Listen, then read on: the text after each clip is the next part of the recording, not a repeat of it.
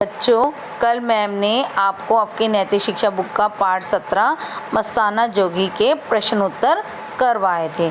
आज हम आपकी नैतिक शिक्षा बुक का पाठ 18 सिद्धांत बोध प्रश्नावली करेंगे। इसमें कुछ प्रश्न दिए गए हैं और उसके साथ साथ उनके उत्तर भी दिए गए हैं। तब हम उन प्रश्न उत्तर को पढ़ेंगे, जिसमें सबसे पहला प्रश्न क्या है कि आर्य किसे कहते हैं। तो इसका उत्तर है कि आर्य किसी जाति विशेष का नाम नहीं है, अर्थात आर्य किसी जाति का नाम नहीं है। आर्य किसे कहते हैं? जो उत्तम स्वभाव वाला, सदाचारी, धर्मात्मा, परोपकारी, सत्य, विद्या आदि से पूर्ण और सनातन वैदिक सिद्धांतों को मानने वाले हैं, उनको आर्य कहते हैं। और आर्य का अर्थ है श्रेष्ठ और गतिशील, अर्थात किसी विशेष जाति नहीं, बल्कि जो अच्छे स्वभाव वाला, धर्म पर चलने वाला, परोपकारी, सत्य बोलने वाला और वेदों को मानने वाला है, उसी व्यक्ति को ही हम आर्य कहते हैं, चाहे वह किसी भी जाति से संबंध रखता हो। अगला प्रश्न क्या है? दस्यु किसे कहते हैं? दस्यु, तो इसका उत्तर है जो आर्य स्वभाव के विपरीत स्वभाव वाले, अर्थात जो हिंसा करने वाले, नास्तिक, भगवान को ना मानने वाले, चोर और दुष्ट पुरुष होते हैं, उन्हें हम दस्यु या अनार्य कहते हैं। अगला प्रश्न हमारा क्या है कि आर्यों का उत्पत्ति स्थान कौन सा है, अर्थात आर्यों का जन्म कहाँ पर हुआ सबसे पहले।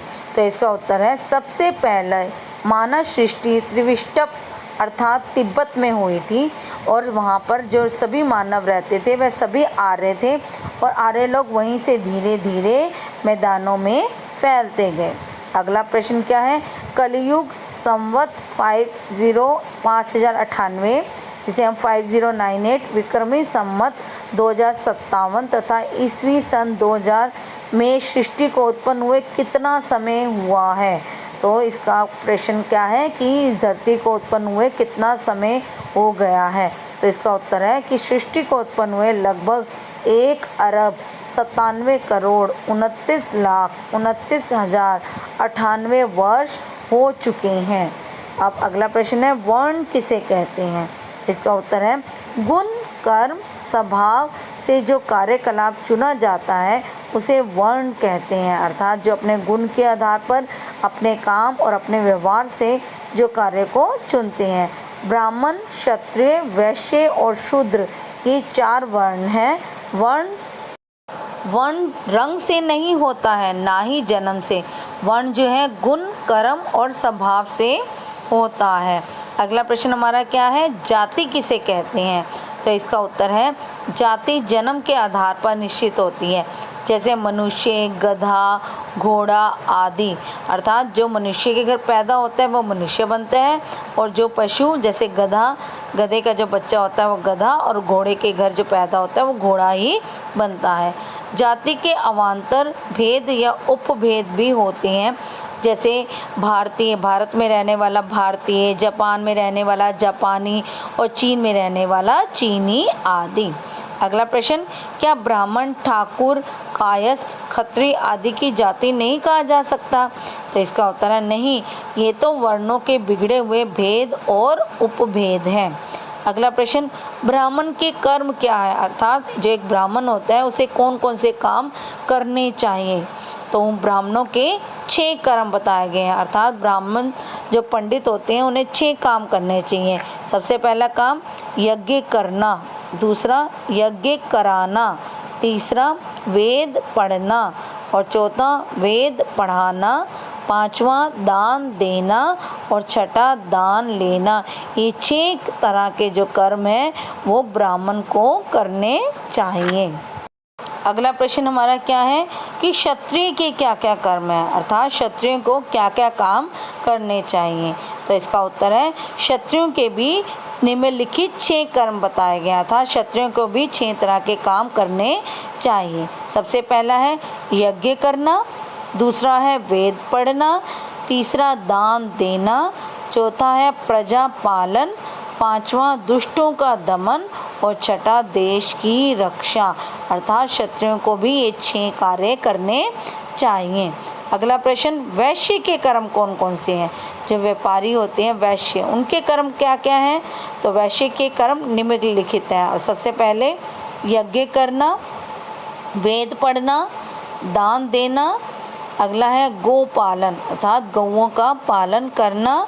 पांचवा कृषि करना और छठा वाणिज्य, वाणिज्य का अर्थ होता है व्यापार करना। तो ये 6 कार्य वैश्य के हैं, 6 कर्म। अगला प्रश्न है शूद्र के क्या क्या कर्म हैं? तो इसका उत्तर है शूद्रों का काम अपने स्वभाव के आधार पर उपयुक्त तीनों वर्णों में से एक या अनेक की सहायता करना, अर्थात उसे ब्राह्मण, क्षत्रिय और वैश्य इन तीनों वर्णों में से किसी एक या एक से अधिक की सहायता करना। अगला प्रश्न, क्या वर्णों में परिवर्तन हो सकता है?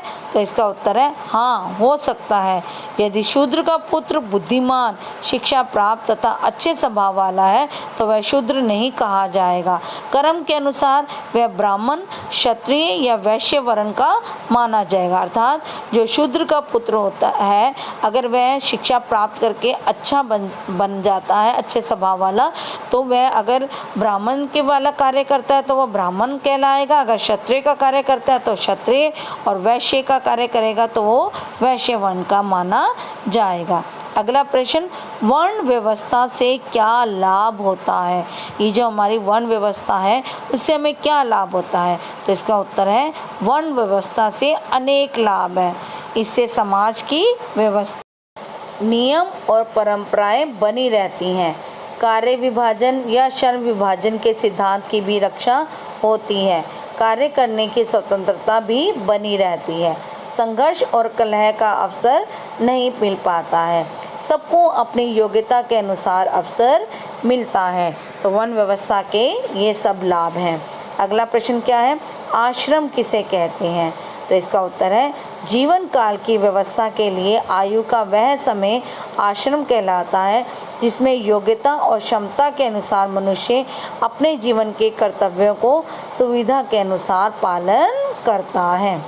अर्थात वह अपनी सुविधा के अनुसार, अगर उसे ब्रह्मचर्य का जीवन व्यतीत करना है या गृहस्थ का या वानप्रस्थ का, तो उसके अनुसार वह उसका अपने जीवन का पालन करता है।